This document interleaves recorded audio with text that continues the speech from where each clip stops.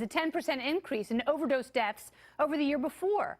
So what is driving the deadly bump? It's bad heroin, coke, and meth that are mixed with synthetic opioids like fentanyl that spell sudden lethality for unsuspecting risk takers.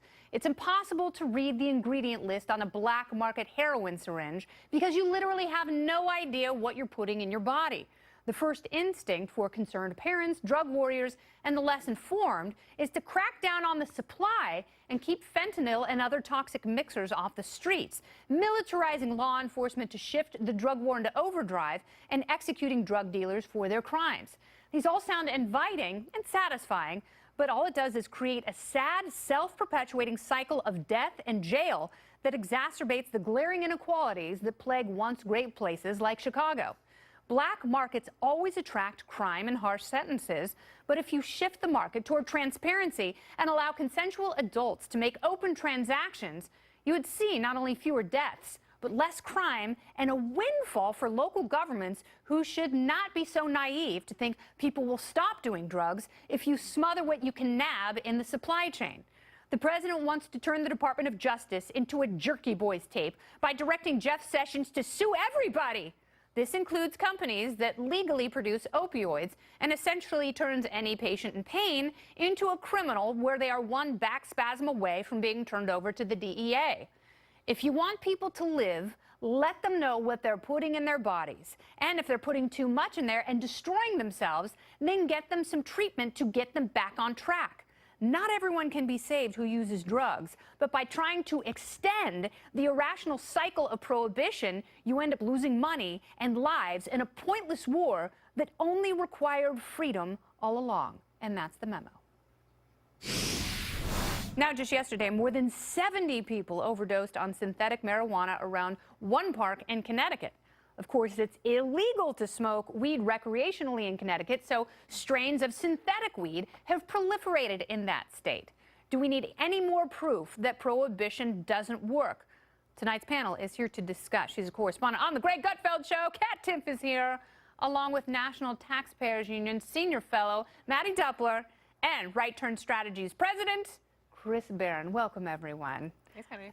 So, Chris, I will start with you. This is really tragic, and the crisis is getting worse and worse and worse, but all of the solutions have a compounding effect. They don't actually fix what's going wrong. Do you think I'm completely off base by saying maybe we need to take a completely different look at this through the lens of legalization? No, I think you're absolutely right. But I think it's a combination of looking at through the lens of legalization and also understanding people talk about like these gateway drugs like marijuana, which is not a gateway drug.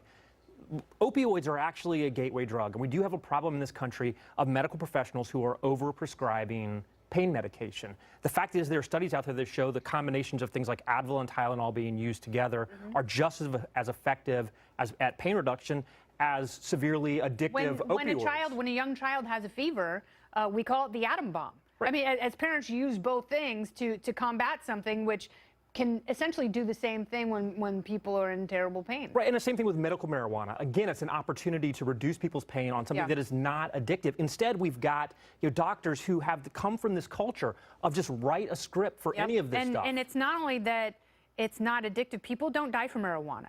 And actually, people die less in states where there is more marijuana available. So we have legal recreational cannabis, you have way fewer opioid overdose deaths. Right. Well, in legalization in Kennedy, I hope I'm not the first person to tell you this, is really far off. And that's the issue, right? Is that if we're talking just about legalization, a lot of would-be reformers get turned off because they're not quite there yet. Now, at the federal and at the state level, there's been recognition that the war on drugs has failed, and how do we solve it? I think there's a lot of states that have shown leadership on this issue when it comes to both the drug problem, in particular in opioids, but also incarceration, which of course is one of the cascading factors with the drug issue that we face right now. And these are red states. Republican states that have really been trying to look at this issue through a very critical lens. We have to look at it differently. We have to absolutely look at it differently because, treating cops like they're the military and going after everyone who makes a consensual transaction like they're a criminal doesn't do anything but destroy cities and families. And it does. I mean, it's a cycle that never ends.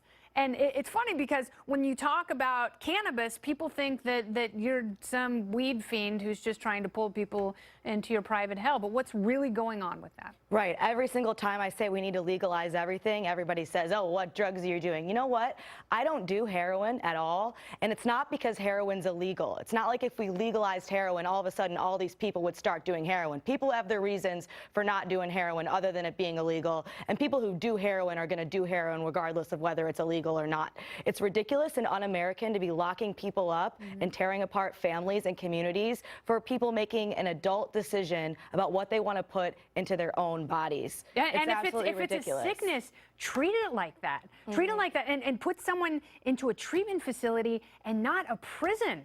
Well, Because what is it that motivates the drug problem that we have right now? It's the lack of economic opportunity for many people who are involved in the drug trade. And it's one, you know, we've seen this. We've seen the argument. that's what made. black markets do. Right, Exactly That's right. a So trap. you crystallize all of the issues that you have with the economic pressures in communities that are underserved to begin with, and then you go and you incarcerate them and you offer them no options to rehabilitate. So what would you rather have? do? Would you rather have drug dealers and drug cartels making money? Right. Or would you rather have your local city take that money and put it toward parks and education and stuff like that? I think it's an obvious choice. However, we've run out of time. We've got so much more to discuss with the panel, including coming up, there it is.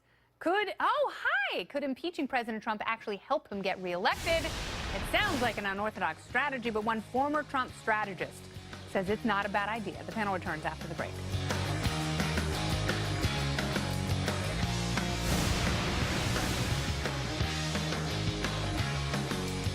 This program is brought to you by Progressive, comparing rates to help you save. Now that's Progressive.